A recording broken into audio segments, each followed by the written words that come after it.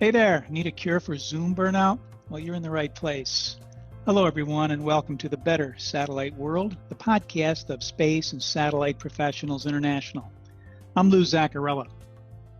Today, we continue our new series on risk and the many ways that our industry, unlike any other, takes it on.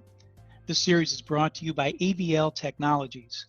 AVL, based in the United States, designs and manufactures mobile satellite antenna systems and positioners for the entire satellite communications industry. More special forces in America use an AVL product than any other. For more information, visit avltech.com.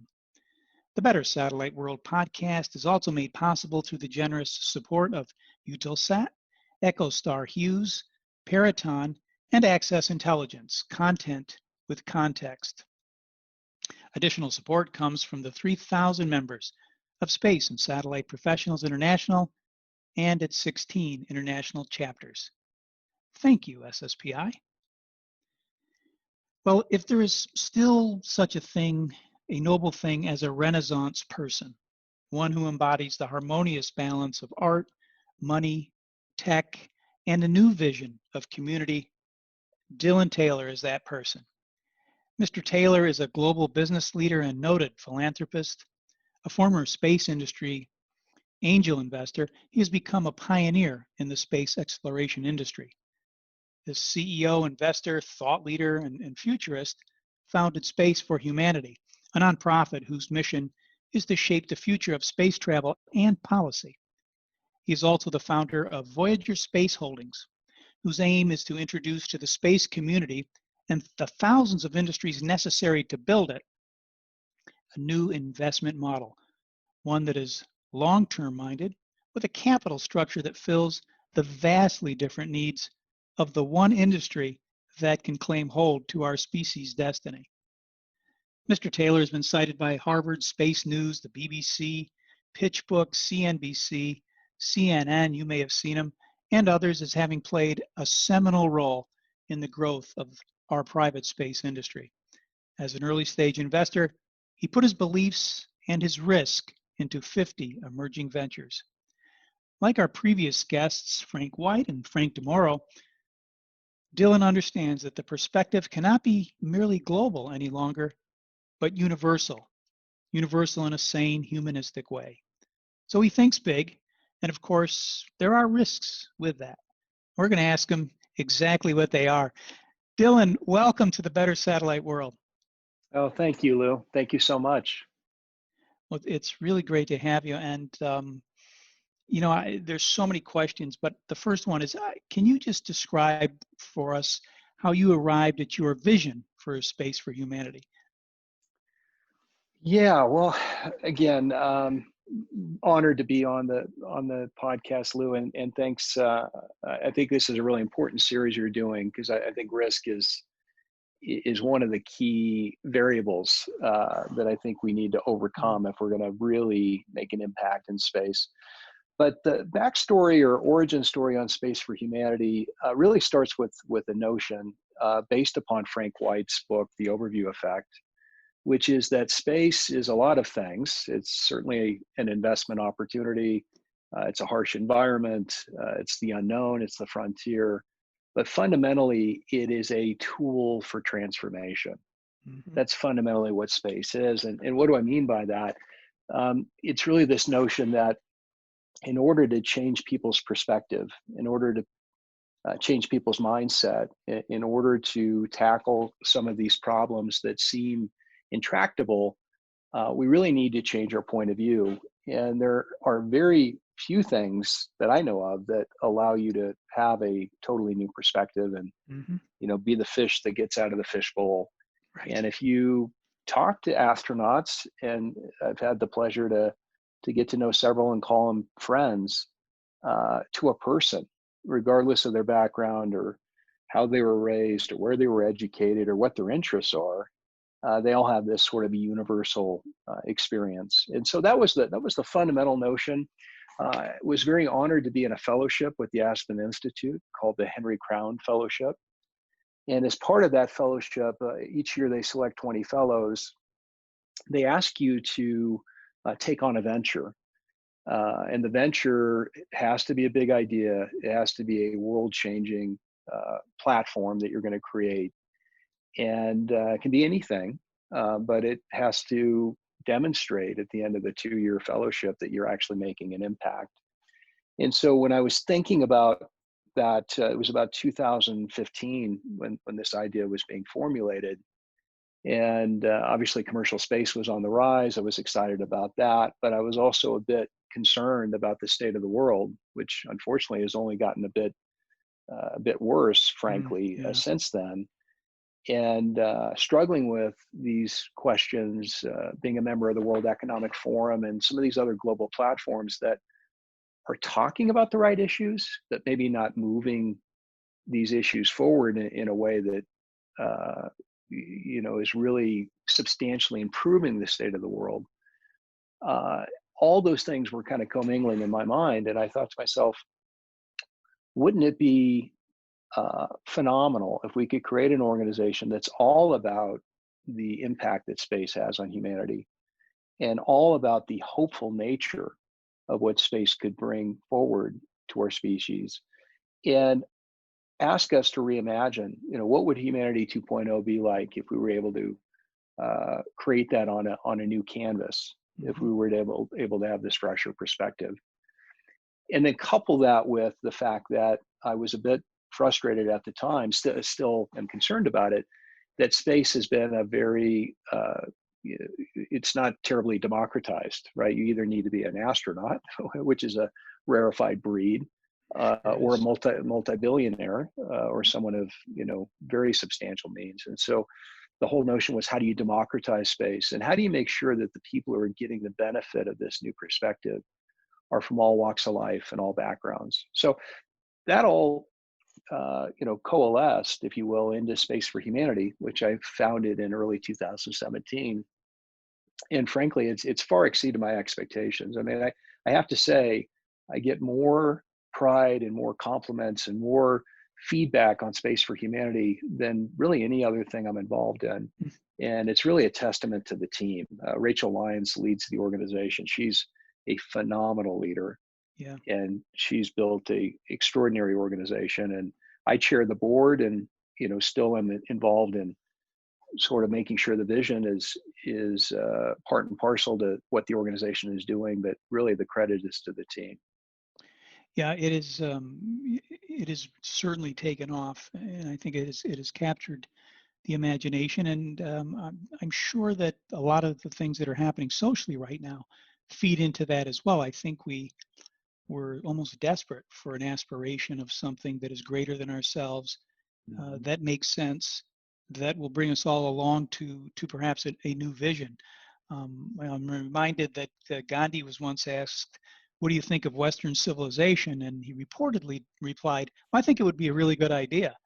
Um, Right. you, Frank, and I heard you do a terrific interview with Cass Amvar, and I believe this, have literally said that a transformation in human thinking and behavior are going to be necessary for us to develop an era of space civilization. Um, it's as much a transformation of the inner life as it is of the things that you're trying to put in place, which I want to talk about with regard to Voyager. But what does it mean in practical terms, Dylan, to say that everyone now is going to be sort of space ready? Does it mean that we're just going to be equipped financially to go there, or does it mean that you also have to look inside and imagine humanity 2.0 and buy into it? Yeah, no, that's the question. I think that's a phenomenal way to put it, Lou. And what I believe is that when the saying, as the saying goes, when the student is ready, the teacher appears, Mm, right? yes. And I think we're at a point in our evolution as a species where we've really hit a wall. And in many respects, society's never been better. There's all kinds of metrics and books that will demonstrate that from a facts and figures standpoint in terms of poverty and this and that. However, we have intractable problems, whether it's climate change or inequality or other things that are demonstrably worse now than they were 30 years ago or 50 years ago. Hmm. And we don't seem to have the right paradigm to not only not solve them, but really even have dialogue around these issues. And so I think it's sort of a spiritual, uh, you know, I think it's a spiritual crisis more than anything else. So to get at the question that you're asking, I think uh, I don't know if we're ready or not, Right. frankly. Yeah. But part of what I'm trying to do is it is going to happen. And so, and by that I mean we're going to be a spacefaring species, and more people are going to go. So one thing that's critical is we democratize it, so that the narrative isn't, this is Lady Gaga and Justin Bieber going to space Right. for a joyride. Right. So that's the first important thing. The second important thing is to have dialogue around these issues. One of the things that Frank and I are both involved in is a space philosophy site called 2211.world. Hmm. And the whole reason I founded that was not to say, look, I have all the answers and uh, I have a view. Of course, we should all have our own view, but I'm more about let's have dialogue around it. And there's some very provocative pieces on there, and some questions we posed, and one of which I think you might have heard before, which is what will happen first in space? The first combat fatality or the first human born? Right. Right. And those kinds of questions, which are unknowable at this point, at least are provocative enough to get you to think about what those issues might be. How can we reimagine what humanity is in space? How can we reimagine how we treat each other? What economic models might be available? Um, what's the role of the nation state and citizens within that? All these kinds of questions. And again, they're one of the challenges I think we have in society right now is there isn't a lot of discussion. There isn't a lot of dialogue. We have a lot of tweets screaming back and forth, but not a lot of thoughtfulness to the debate. And so I just Yeah. want to have more dialogue around it.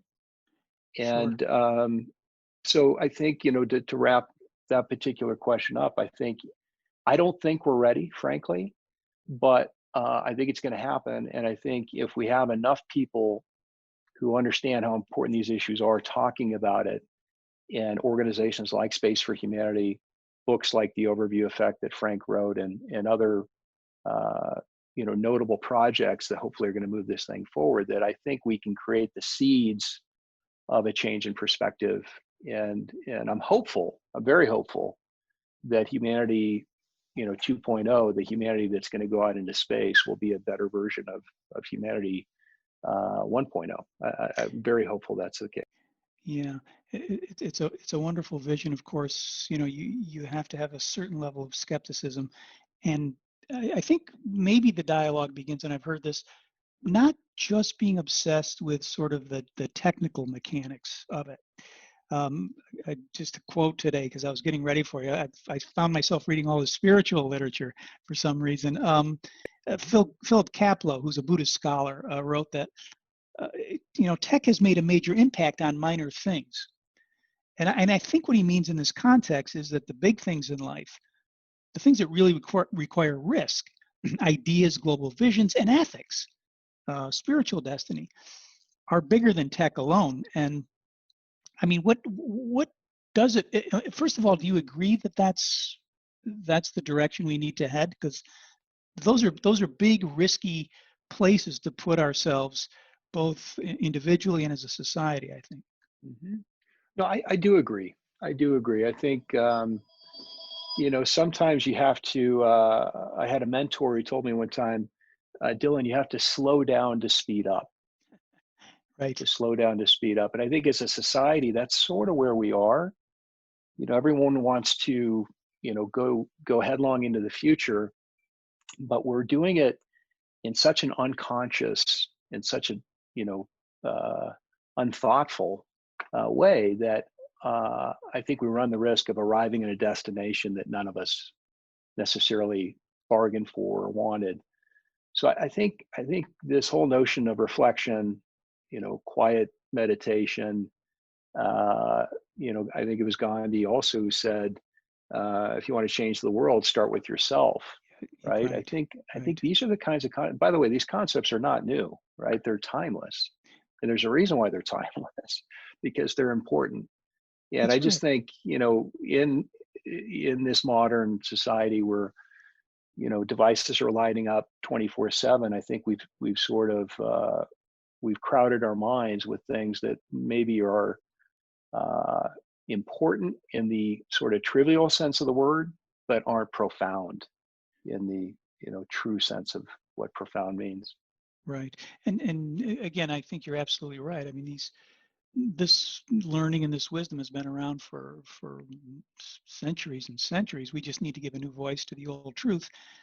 Mhm. Um, and your idea of, first of all, using the Voyager financial vehicle to think about this at the long term seems to be terribly logical, because you do have to, as I say, build thousands and thousands of companies, and as you said, continuously, you need to build the infrastructure.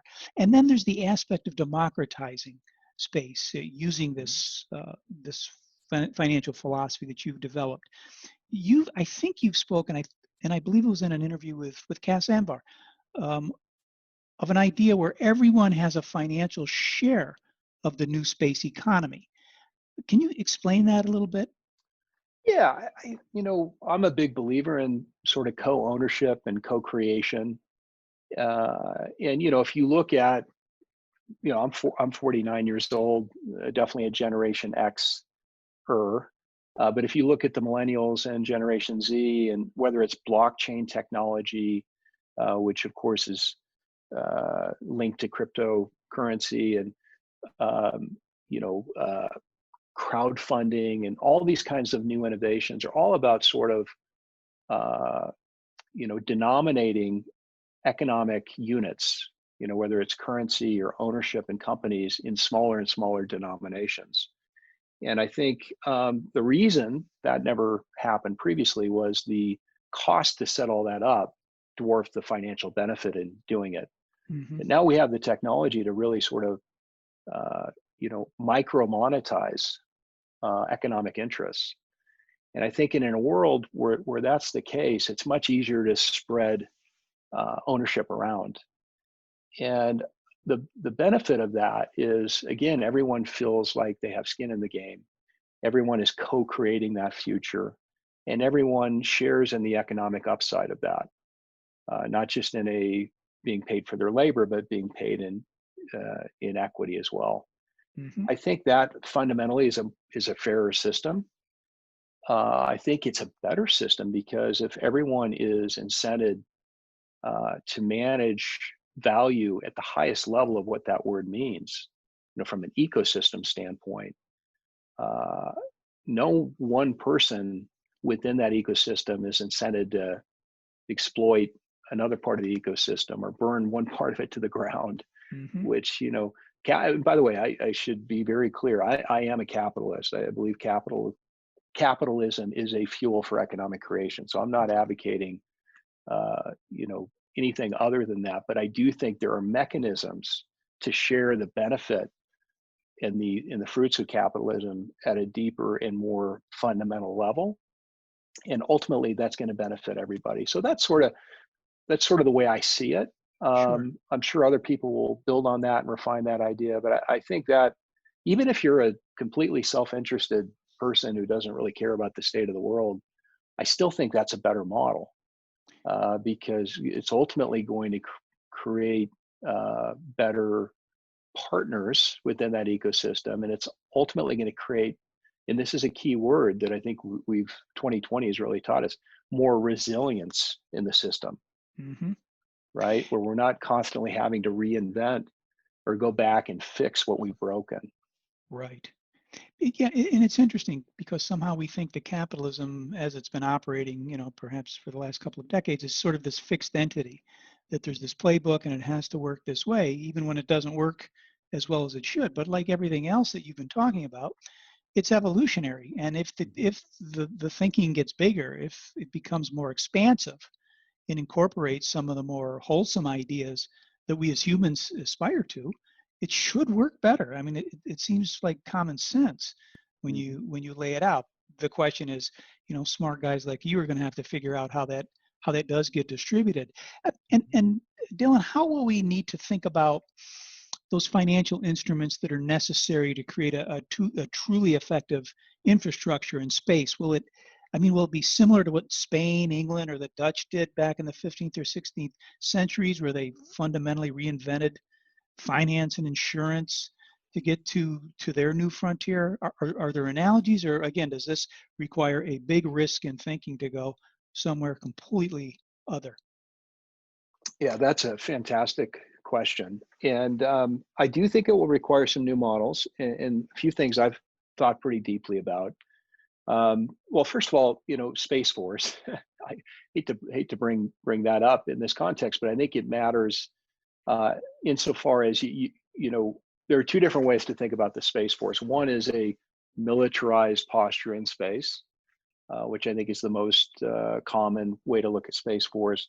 The other way, though, is to look at it as the Navy, which, part of the reason the high seas were commercialized the way they were was piracy was ultimately minimized. And it was minimized because of the advent of the navies. In fact, I think the first commercial navy was the Dutch India Company, actually, protecting their vessels going back and forth. So I do think there's a role to play for governments to ensure that the commercialization of space is fair. It's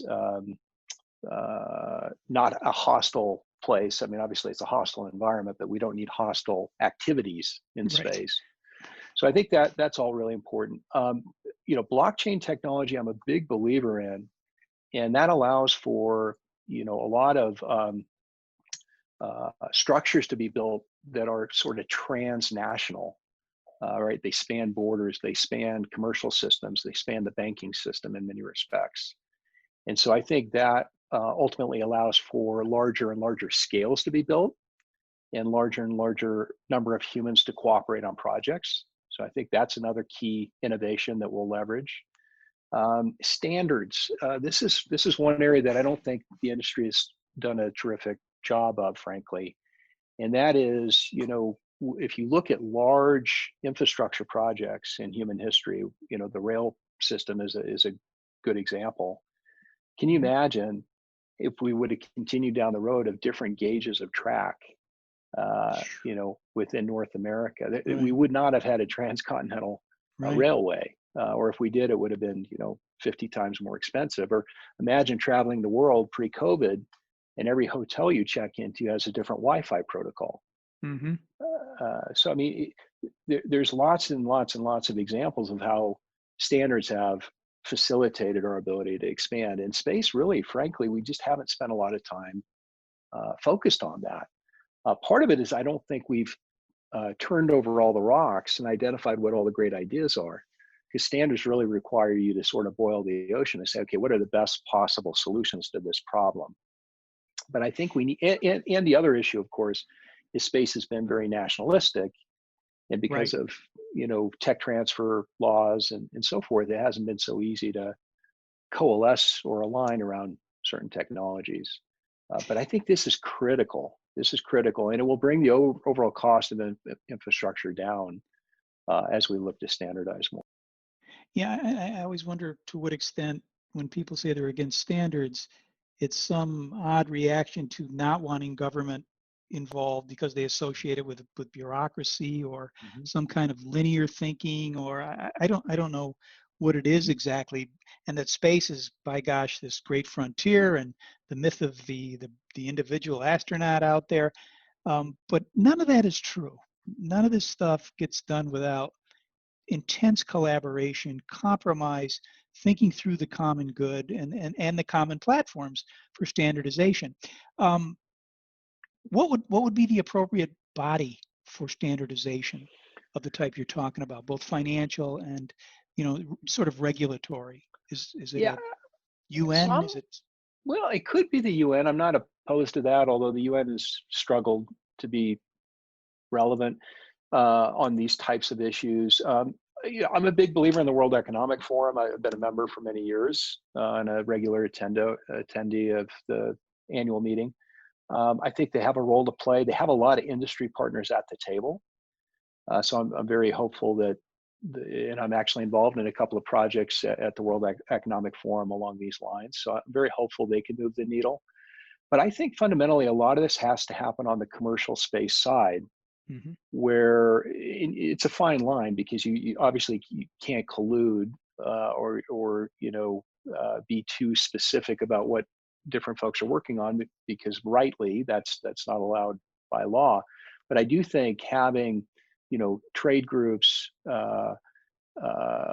discussions where you can build consortiums around a particular topic. For example, space debris, which is something I'm very passionate about. Should we, it's a question, but should we have a standard mechanism on all hardware that we send up there that would allow a standard fixture to be installed where that piece of hardware can be captured? If Hmm. it's dead on arrival, or if it's not working, or if you want to raise the orbit or decline the orbit. I happen to think that that's a good thing, especially if we could get it economically, sound. Um, and if we were to have that, then people could design on orbit machinery and robotics around that standard fixture. It's like a Phillips screwdriver or whatever analogy you want to use. So those are the kinds of things that, because space debris is a classic tragedy of the commons, right? You and I might decide to put up a satellite constellation incrementally. We're not really taking on that much risk, and we're really not polluting. I use that word in quotes, space that much. But if Hmm. everyone has that perspective, you fast forward, then that's why they call it tragedy of the commons. Ultimately, everyone loses under that Right. scenario Right. because no one's incented to do the right thing. So I think there's tons of examples. And as we get further into space, so think about space-based power, space-based oxygen generation, space-based communication protocols. Yeah, we can have the SpaceX standard and the Blue Origin standard and the Voyager standard and the US standard and the Russian standard. Of course, we can do that. But that's not economically smart, right? If you were CEO of the industry or CEO of humanity, you wouldn't do it that way. Right. So I just think Right. we just need to be, smarter about the way we approach these larger infrastructure projects. Yeah. Or else we'll look like the cellular companies, 15, 20 years ago, right? Operating on different standards. That's right. Yeah. CEO of humanity. I like that. I don't know, what the fringe benefits are of that job, but they got to be great. Um, uh, Dylan, we'll have this conversation. People will respond and say, "Hey, it's great." But I always get the sense, when I talk to Frank and other people, that people are like, "Yeah, but these guys are just kind of out there. I can't think that way because, gosh, I've got to get my kid through 2 more years of college, and I've got problems with my car, and all the legitimate concerns that human beings have right here and now." And I always say, why are we so reluctant to think big? mhm. Do you think it's fear? Is it lack of education? Is it lack of training? Because people have religious ideas, and those are sometimes enormous fantasies, but they have to go someplace, with their big thinking. Um, why is there a risk with thinking the way you do? It's a fascinating question. I would say, well, I'll just share my personal journey. I do think it is fear. And I think the two primary fears that I see, I happen to suffer from the fear of failure, Hmm. right? So, huge energy source of my life has been the fear of failure. And that's why I work as hard as I do to make sure that the projects I work on are successful. I have very close friends of mine who Can I have, just ask you yeah, of course. what is that fear? And I'm sure you've thought about this a lot and meditated on it. What is that fear? What happens when you fail? What's the fantasy? You know, I think, it probably is, like childhood, right? It's like you're Yeah. letting your parents down, you're letting your loved Hmm. ones down. You Right. won't be worthy of praise or love or affection. I mean, I think it's at that level of, that core level. The flip side of that, which I have friends that suffer from this as well, which is a fear of success, which Hmm. I can't relate to. Yeah. Right. But if I'm successful, well, then I'm in the spotlight. then I have pressure, then I have deadlines, then I have people relying on me. That Right. energizes me. I love that. But I Right. have friends that have that opposite fear. But here's what I've learned, and Hmm. here's the key insight I want to impart is I think a lot of people struggle with that, and therefore, people say it's fight or flight, right? Those are the reactions to fear. It's actually not fight or flight. It's fight, flight, or freeze. And the most Mm. common is freeze, right? That's the Yeah. deer in the Yep. headlights, right? Yep. Do nothing. I'm fearful, therefore I do nothing. And what I've learned is fear is an amazing energy source. And so if you can reflect on it and you know what your fear is, and you've sort of observed it, harnessed it, you can look at it in 3 dimensions, then you can kind of jujitsu, if that's a verb, you can jujitsu that into an energy source and use that as a power source to achieve whatever it is you want to achieve. Right. Don't let the fear control you. Harness it for something positive. And I think a lot of people, I think they do the freeze part. It's just much easier to not do anything because then you're not failing, then you're not succeeding, you're just existing, and that's for a lot of people that's a safer way to play it. That's a great insight. And that's also what a smaller animal does when it's attacked by a larger one sometimes, right? Yeah, There's that yeah, it's that fear. They think they're going to somehow get away if they play dead. And yeah, but boy, it doesn't yeah. work for a human being. You lose all the great potential that's the human mind. It, I used to have a a coach, one of my mentors, who used to say, "Lean into your fears. Hmm. Don't run Oh, away I from them." And agree. interestingly enough, when I started learning meditation, the Buddhists, I referred to the Buddhists earlier, but they would say exactly the same thing. Hmm. That's how you sort of overcome by leaning into your first. That's training, isn't it, Dylan? You have to train yourself to go back to our earlier conversation about an inner transformation. Yeah, for sure. And I agree with what your mentor said. I would just back it up a step. And step one is identify your fear. And Mm, then once you right, identify it, lean into it, which lean into it to me is harness it. Um, but I think very few people aren't even at the step of understanding what makes them tick. Which to your point, that requires the inner work, right? That right, requires the quiet solitude and the reflection. And but once you have that, then you're really unstoppable at that point because nothing can trip you up. right. I think that's probably a good way to end it. Just a final question.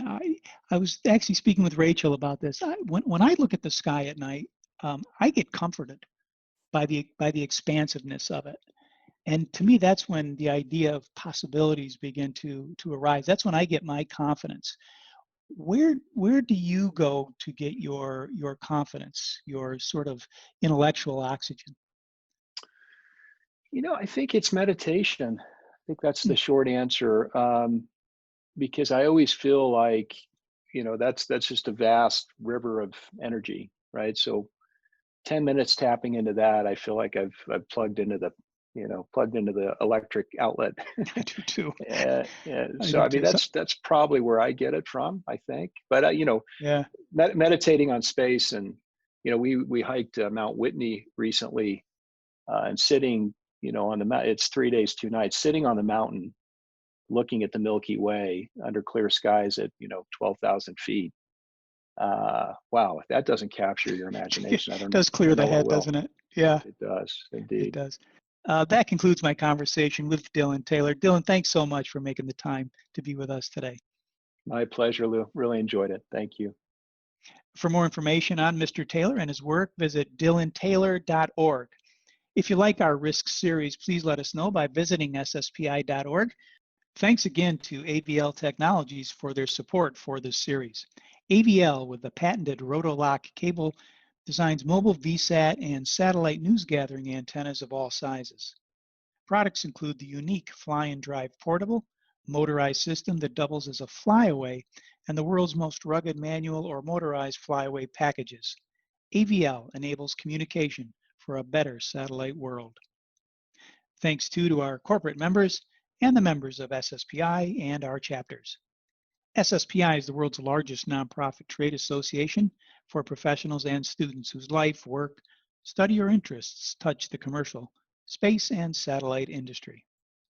Join us on October 6th as we celebrate the industry's Mentor of the Year and 20 young executives under 35, 3 of which will receive Promise Awards as the most promising future leaders.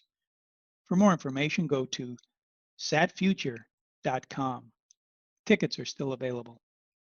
On October 7th, SSPI and UK and Isle of Man chapters will host the annual Better Satellite World Awards dinner. Tickets are available there at sspi.org. To learn more about our Better Satellite World narrative and hear more podcasts and see videos just like this one, go to bettersatelliteworld.com. If you're not a member of SSPI and would like to know more, again, go to sspi.org. Student memberships are free. And follow us on Twitter at SSPI and check us out on LinkedIn and Facebook. For Space and Satellite Professionals International and our producer, Ana Gomez, I'm Lou Zaccarella. Let's make it a better satellite world.